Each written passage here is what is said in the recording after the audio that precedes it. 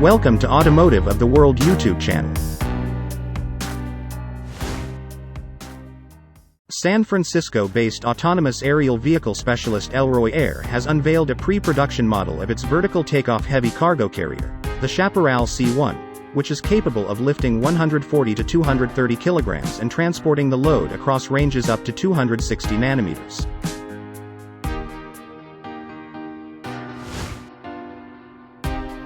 Chief Executive David Merrill describes the Chaparral as a first-of-kind, autonomous air cargo system that will become an important part of the future of express logistics. It is built for full end-to-end automation, and it will safely and efficiently make express shipping possible in thousands of new places, he claims.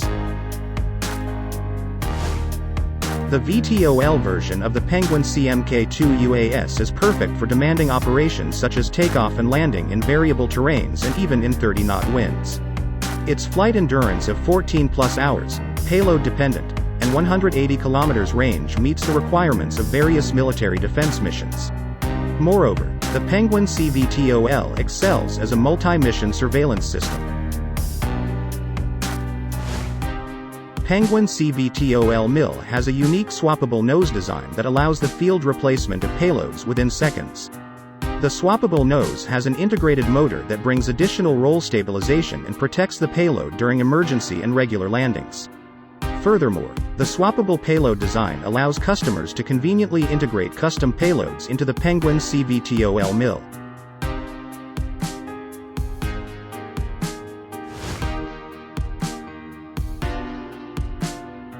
UAV Factory's flight operations team has flight tested the Penguin CUAS for over 9,000 hours to ensure its reliability and robustness in normal to severe weather conditions.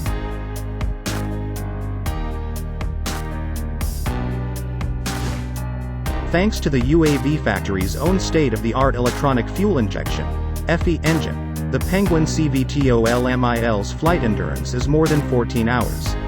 In addition, its cooling system enables the aircraft to operate in temperatures ranging from below freezing to scorching hot conditions.